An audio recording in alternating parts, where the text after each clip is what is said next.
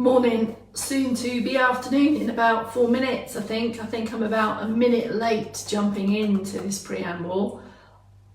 Tuesday, 4th of January, said that really slowly in the hope that it was going to come to my brain in time. The midday session is about to start. Got some stuff for you, got some moves to crowbar into your day. All right. Afternoon, morning, soon to be afternoon, Doris and Chris. You will need your tea towel today. Now, I did say this yesterday, and then I lied to you because we didn't use it, did we? I did say I had quite a long list yesterday. So the tea towel moves got knocked off yesterday's and forwarded to today's. So grab yourself something tea towel-ish, something reliably tuggable. All right, Maddie, come on in. I'm continuing on the theme of getting up from floor. What are you saying, Ken? Ended up on catch up yesterday, but hope springs eternal for today. You're referring to my pre-message, aren't you, Ken? Thank you. I do love it when you comment on these things. I'm quite taken by those little images at the moment. There's a whole series of them, so I wanted to try one out on you all today. We all need a bit of hope. All right, Maddie, all right, Sue and Bolton team, tea towels, folks. I was just apologising for the fact that after suggesting you all scurry for a tea towel yesterday, we didn't use them, did we? We are going to use it today. Oh my goodness, Vixen, all right, Vic, fancy seeing you again. Yeah, Vic. Just sorry, but as you're there, are you sending the link? I've got the link for this afternoon's meeting. Sorry to use this group as a conduit for other conversations, but while you're there, VG, I couldn't resist. Send us the link. All right, Sandra, and oh my goodness, Super G's got snow. Joy's in, afternoon Joy from Killaloo, that means Island's in. Deb Lawrence is in as well, my goodness. Sue Tilly, hello, thanks for your hellos. You need a tea towel, folks, just to say, let me get you back in the zone. I am going to repeat this every day because it is significant that this week on the noons I am going to specifically, as I said yesterday, be shining a light on all the moving parts and supporting parts required for us to confidently be able to get down and up from floor. And Margaret added another great task to this yesterday, setting the fire, defrosting the freezer, having a bath, looking under the sofa or bed for lost socks and all those things. It is a skill and it requires movement and strength and balance. I'm not going to be explicitly getting up and down off the floor today, but every single move on my list of movements today will contribute to that task and many, many others as well. All right, Gloria, afternoon, come on in. CK's in, tea towel at the ready, blue skies, rather chilly still. I think we're probably there. I've over-egged this preamble already, I'm guessing. My internal clocks told me to move on, Townley. Back with tea towels. Yeah, I'm sorry we didn't use them yesterday. So, all right, May and Gillian with the G. I'm going to go 3, 2, 1, Bex Daly from Later Live Training. Circ boost, it will stand 1, 2, 3, 4, 5, 6 or 7 moves on my list. Have a look, decide, make the right decisions for you. Let's get going. And we're shining a light on all the bits and bobs required to get up and down from the floor, but we need them for a whole load of other stuff as well. So for now, Circ boost, ready? Where would you like to be? Standing Circ boost prompts. Get your balance, feel that your weight is even. Weight distribution in context of getting up and down from floor is really, really significant, as is any kind of standing and bouncy type task. So the same applies here for Circ boost. Weight even, feel good to go before you get going, and then go. It's as simple as that. You might want to take your standing Circ boost on a wander if you want to go and adjust your fruit bowl or turn on the kettle for later.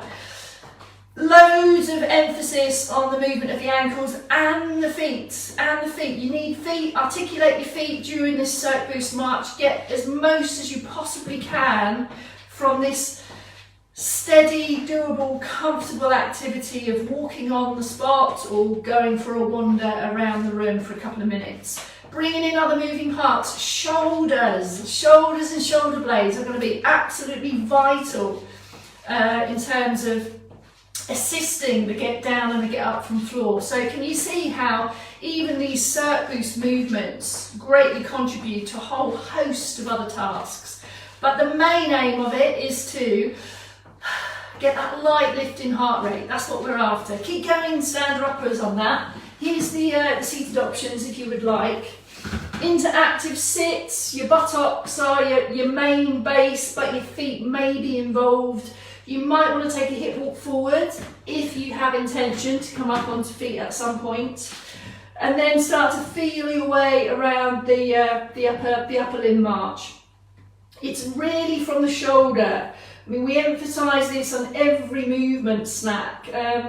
It's not about elbows, it's not about marching from the elbows, it's about this motion here, this movement, and pay extra attention to the backward direction, especially today's movement snack, because it's going to be working on movements that can assist with push up from floor.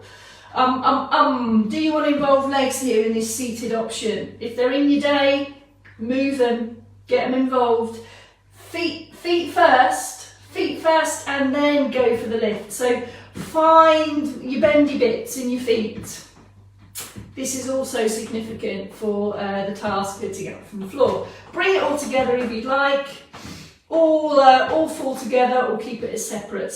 Anyway, that's it. Has your circ boost happened? Circulation boosting boosts the circulation and therefore gives us this little bit of an up creep in heart rate and need for deeper breaths. Are you ready to move on? Come back if you went on a circ boost wander. Come back.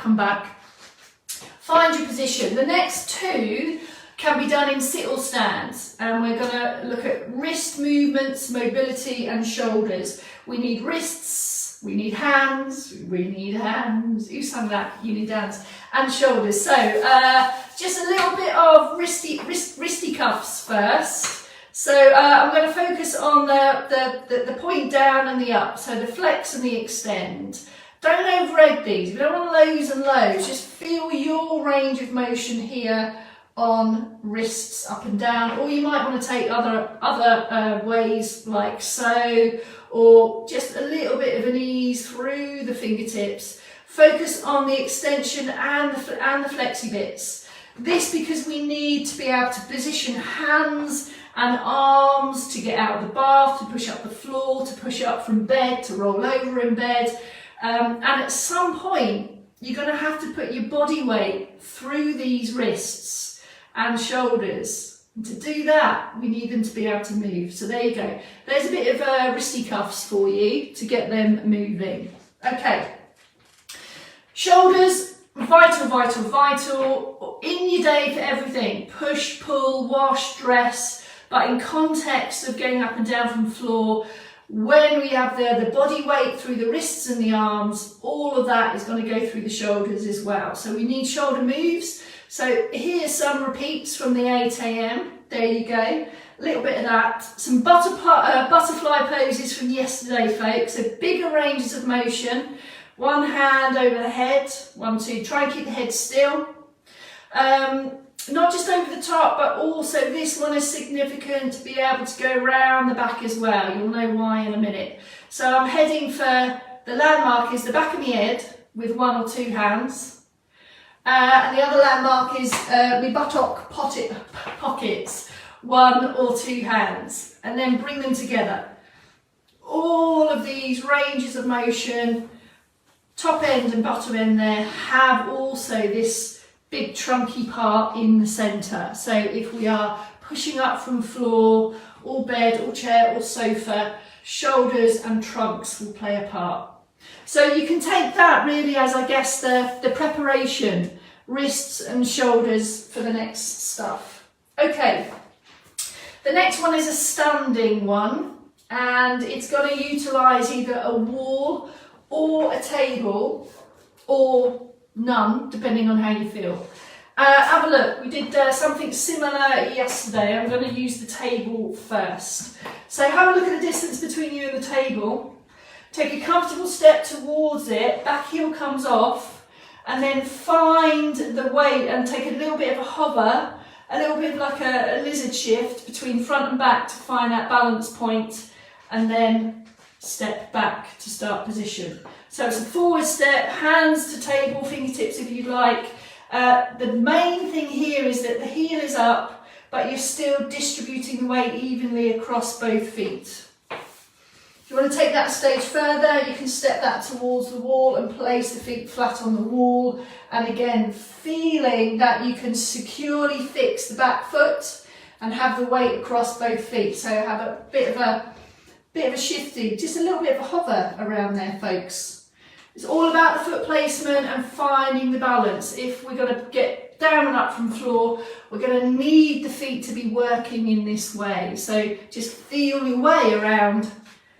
Front foot fixed to floor, back heel up, and then just take a little bit of a shift, weight across. Okay. In seated, you can still rehearse a forward step. Obviously, we do these a lot of actually rehearsing the footfall.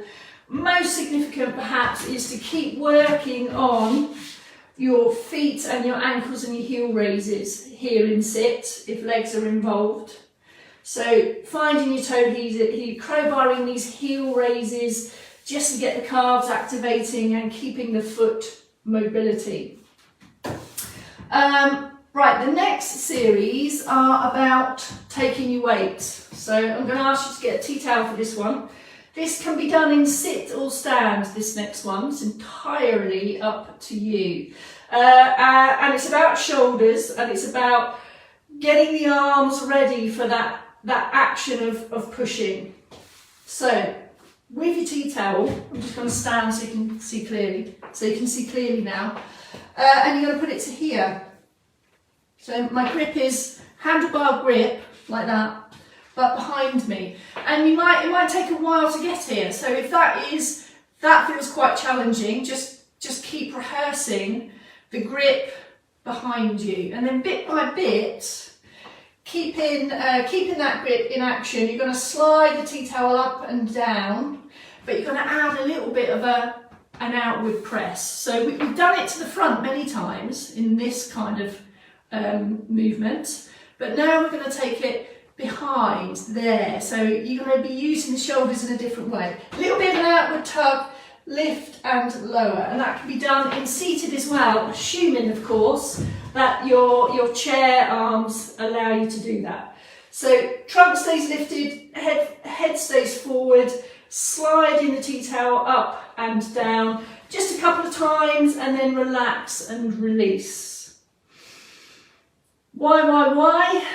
Because, and you'll see on the next movement now, when we're pushing up from floor, we're either going to have the hands in front of us or behind us. So we need to get these two movements, these two actions comfortable for you to do without the body weight, before we add the body weight.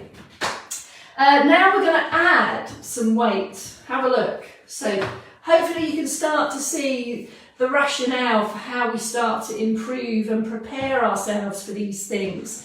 Now, if you are in a chair with arms, this one is going to lend itself really well. Or you could be on a sofa, actually, also. We've done these before in context of assisting with get out of chair, but can you see I'm going to have my hands slightly in front of hips, and I'm going to take a downward push and then release and stop. So I've got that wrist stability, I've got my shoulders, most importantly, I'm pushing my own body weight. It's going to feel different if you take it there or if you're going to take it behind. And you may or may not be able to include the legs to assist with that. So by all means, add a little bit of leg. If you can add leg, then you can really modulate how much weight you're going to lift. So there's one there and one there. directly relates to being able to move and get up from floor, but also to move and get comfortable in bed, you know, to shimmy up the bed, to have those hands behind you. All right, take a pause. Have a complete pit stop if you would like. Other ways you can do this, folks, you can do this in standing. If you have a work surface at the right kind of height like this, you can rehearse that kind of movement here on a knee bend with your hands. I'm basically doing this on the work surface. So I've got that wrist load again, that wrist activity there. The good thing about doing that one on the work surface is it can feel more comfortable for the wrists, because the wrist can feel less what should we say, less range of motion required, because I can curl my fingers around the front. So that's the standing option, with or without, or as much as little legs as you want. And there is the seated option. Okay, what else have I got? Okay, this is a standing one.